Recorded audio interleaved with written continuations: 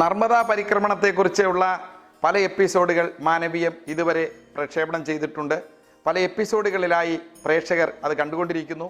അനേകം ആളുകൾ പരിക്രമണവുമായി ബന്ധപ്പെട്ട നാം സംപ്രേഷണം ചെയ്യുന്ന വീഡിയോ കാണുകയും നല്ല അഭിപ്രായങ്ങൾ രേഖപ്പെടുത്തുകയും ചെയ്യുന്നുണ്ട്.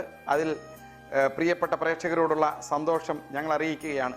പ്രസിദ്ധ എഴുത്തുകാരനും അഭിഭാഷകനുമായ ശ്രീ ശിവകുമാർ മേനോൻ അദ്ദേഹത്തിൻ്റെ അനുഭവങ്ങൾ ഇവിടെ വീണ്ടും പങ്കുവയ്ക്കുകയാണ്.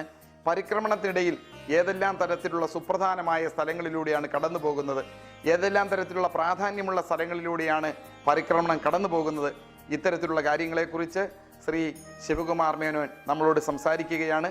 നമുക്ക് നർമ്മദാ പരിക്രമണത്തിൻ്റെ അടുത്ത എപ്പിസോഡിലേക്ക് കടക്കാം. പ്രധാന സ്ഥാനങ്ങൾ എല്ലാ സ്ഥലങ്ങളും പ്രധാനപ്പെട്ടത് തന്നെയാണ്. എന്ന് കഴിഞ്ഞാൽ നമ്മൾ ഇതിൻ്റെ ഏറ്റവും ഇമ്പോർട്ടൻ്റ് സ്ഥലം എന്ന് പറഞ്ഞാൽ ഒന്ന് ഉത്ഭവ സ്ഥലമാണ് അമർകണ്ടക്.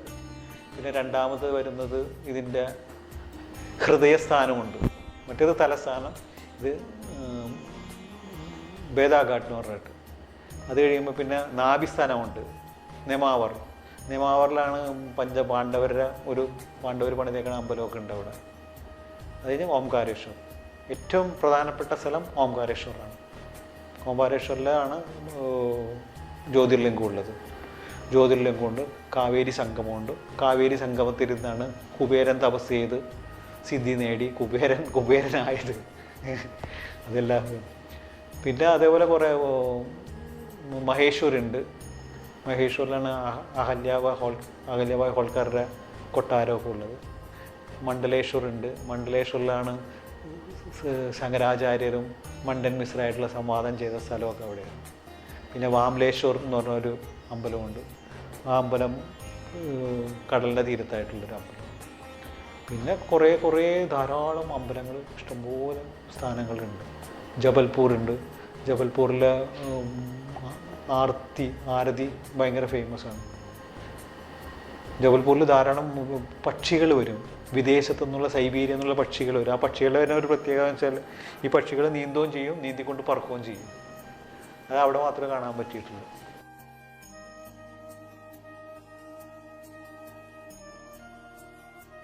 നമ്മുടെ ഭാരതീയ ചിന്തയിൽ നമ്മൾ നദി, പർവ്വതം, വൃക്ഷം എല്ലാത്തിനെയും നമ്മൾ പൂജ ചെയ്യും. പൂജ ചെയ്ത് നമ്മൾ അതിനൊക്കെ ആരാധിക്കുന്നുണ്ട്. അപ്പോൾ നമ്മൾ അതേപോലെ തന്നെ ഇതിൽ ചെല്ലുമ്പോഴൊക്കെ നമ്മൾ അറിയുന്നത് ഈ നദി എന്ന് പറഞ്ഞിട്ടുണ്ടെങ്കിൽ നദിയിലെ ജലം മാത്രമല്ല, നദിയുടെ അകത്തുള്ളതും നദിയുടെ ചുറ്റുവട്ടത്തുള്ളതൊക്കെ ഉണ്ട്.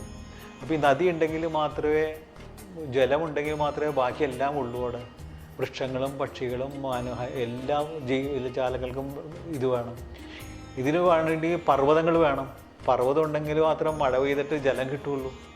അപ്പോൾ ഈ പർവ്വതവും നദിയും വൃക്ഷങ്ങളും പക്ഷികളും ബാക്കി ജന്തുജീവജാലങ്ങളെല്ലാം കണക്ട് ചെയ്തിട്ട് വരുന്നതാണ്. അപ്പോൾ അതിൽ നിന്ന് തന്നെ ഈ സ്റ്റാർട്ട് ചെയ്യുന്ന സംഭവങ്ങൾ ഇവിടെ നിന്ന് തന്നെ തുടങ്ങുകയാണ്. പിന്നെ ആളുകളുടെ കുറേ സംസ്കാരങ്ങളും അങ്ങനെ ആണ് അവിടുത്തെ ആളുകളുടെ. അവർ കുറേ ഹൈന്ദവ ധർമ്മം പാലിച്ചു പോകുന്ന ആളുകളാണ്.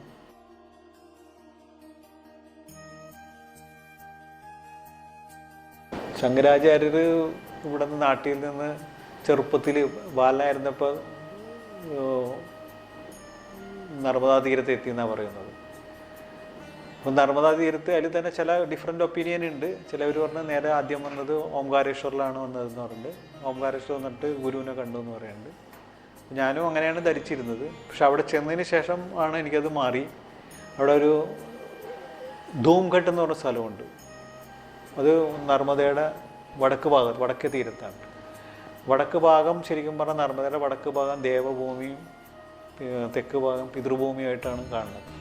വടക്ക് ഭാഗത്താണ് ഇദ്ദേഹത്തിൻ്റെ ശ്രീ ഗുരുവിൻ്റെ ഒരു ഗുഹയുണ്ട്. ആ ഗുഹ എന്ന് പറഞ്ഞാൽ കുറേ അകത്തോട്ട് കയറി പോകണം. ഒരാൾ കഷ്ടി പോകാനേ പറ്റുള്ളൂ.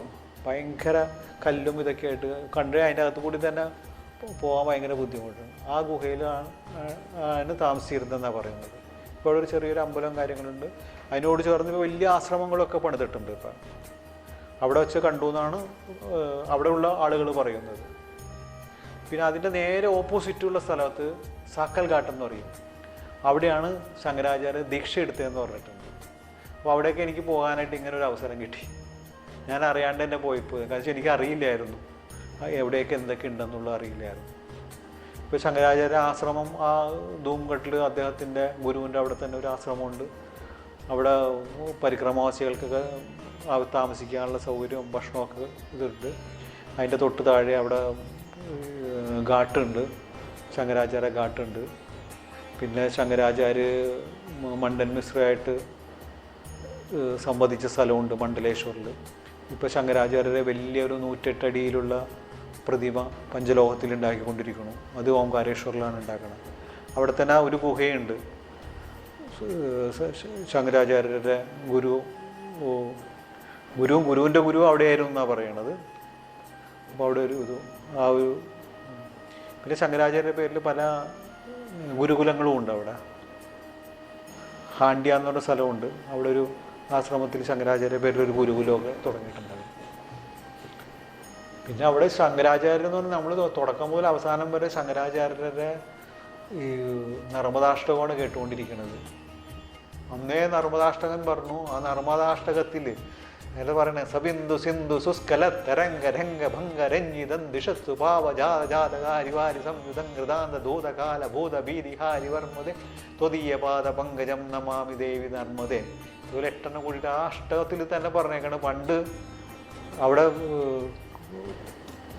ഇത് തപസ് ചെയ്തേക്കുന്ന ആളുകളുടെ ഓരോരുത്തരുടെ പേരൊക്കെ ഇങ്ങനെ എടുത്തെടുത്ത് പറഞ്ഞു പോയിട്ടുണ്ട്. അപ്പോൾ അന്നേ ഇത് ചെയ്തു വച്ചേക്കുന്നത്. അപ്പോൾ അതിങ്ങനെ മുടങ്ങി കേൾക്കാൻ നമ്മളിങ്ങനെ പോകുമ്പോൾ ഈ 2 സൈഡിലും എന്ന് വെച്ചാൽ നർമ്മദയുടെ തീരത്ത് കൂടി ഇപ്പം ഒരു സൈഡിൽ തുടങ്ങിയിട്ടുണ്ടെങ്കിൽ ചിലപ്പോൾ 4-5 കിലോമീറ്ററൊക്കെ അത് കേട്ടുകൊണ്ടിരിക്കും.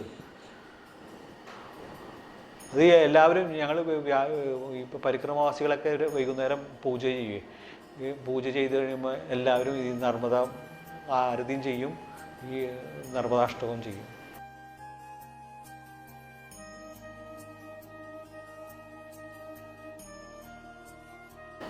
ഞാനിത് നർമ്മദാ പരിക്രമം ചെയ്യണ സമയത്ത് ഞാൻ എഴുതാൻ ഉദ്ദേശിച്ചിട്ടായിരുന്നില്ല ശരിയും പോയത്. എഴുതാൻ ഉദ്ദേശിച്ചിട്ട് പോയാൽ ചിലപ്പോൾ നടക്കുന്നില്ല. നമുക്കൊരു ഭക്തിയോടുകൂടി ആത്മീയതയോടുകൂടി പോയാൽ മാത്രമേ നടക്കൂ. അപ്പോൾ അധികം കാര്യമായിട്ട് അങ്ങനെ അധികമൊന്നും പഠിച്ചിട്ടുണ്ടായിരുന്നില്ല. പക്ഷേ ഈ പരിക്രമം ചെയ്ത് വന്നതിന് ശേഷം കുറേ കാര്യങ്ങൾ പഠിച്ചു. ഞാൻ ഇപ്പോഴും ഞാൻ പഠിച്ചുകൊണ്ടിരിക്കുന്നതാണ്. ഇപ്പോഴും പഠിച്ചുകൊണ്ടിരിക്കുന്നതാണ് എൻ്റെ. കാരണം അത് പഠിച്ചാൽ ഒരിക്കലും തീരാത്ത അത്ര അനുഭവങ്ങളുണ്ട്. ഓരോ ആളുകൾക്കും പലതരത്തിലുള്ള അനുഭവങ്ങളുണ്ട്. അപ്പോൾ അത് പഠിച്ചുകൊണ്ടിരിക്കുന്നു.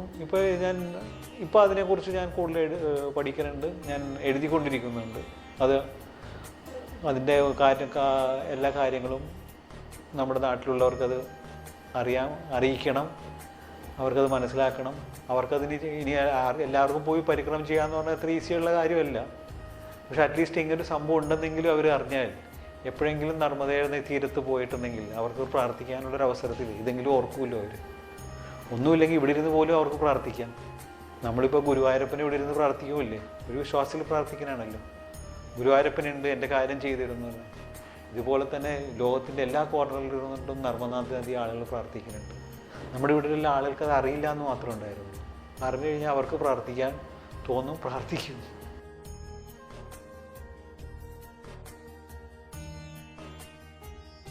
ആളുകൾ നർമ്മദാ പരിക്രമം ചെയ്യണം എന്ന് ആഗ്രഹിക്കുന്ന ഒരാളാണ് ഞാൻ.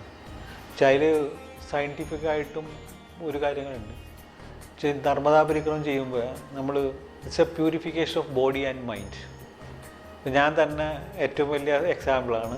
എനിക്ക് 85 കിലോ ഉണ്ടായിരുന്നു. ഭയങ്കര കുടവയറൊക്കെ ഉണ്ടായിരുന്നു. പരിക്രമമൊക്കെ കഴിഞ്ഞ് വന്നു കഴിയുമ്പോൾ ഞാൻ 65 കിലോ ആയി. എൻ്റെ ബോഡിയിലുള്ള ആ ഫാറ്റും എല്ലാം പോയി. ഈ പോണ സമയത്ത് എനിക്ക് ഒരു 25 വർഷം മുമ്പ് എൻ്റെ ബ്രെയിൻ ഓപ്പറേഷൻ ചെയ്തതാണ്. ഈ ബ്രെയിൻ ഓപ്പറേഷൻ ചെയ്തതിന് ശേഷം ഞാൻ ശബരിമലയിൽ പോലും പോയിട്ടില്ല. എനിക്ക് പ്രഷർ കൂടുമോ, മരുന്ന് കഴിച്ചുകൊണ്ടിരിക്കണമുണ്ട്, ഇന്നും മരുന്ന് കഴിക്കും. പക്ഷേ ഇത്രയും ഞാൻ നടക്കുന്ന സമയത്ത് പരിക്രമം ചെയ്തുകൊണ്ട് എനിക്ക് യാതൊരു പ്രഷറിൻ്റെ പ്രോബ്ലം ഉണ്ടായിരുന്നില്ല. എൻ്റെ റെസ്പിറേറ്ററി സിസ്റ്റം നന്നായിട്ട് വർക്ക് ചെയ്യണ്ടായിരുന്നു. ബ്ലഡ് സർക്കുലേഷൻ നന്നായിട്ട് നടക്കണ്ടായിരുന്നു.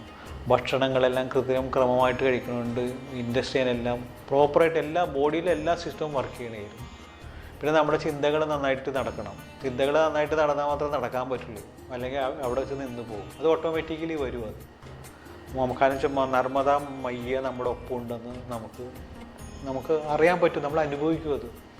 നമ്മൾ തീരത്ത് കൂടി നടക്കുമ്പോൾ ഈ നർമ്മദയെ കൂടി ഒഴുകുന്ന ജലമുണ്ടല്ലോ, ആ ജലം തന്നെയാണ് നമ്മൾ കുടിച്ചുകൊണ്ടിരിക്കണമെന്നും കഴിച്ചുകൊണ്ടിരിക്കും, ഭക്ഷണമായിട്ട് കഴിക്കണമെന്നും.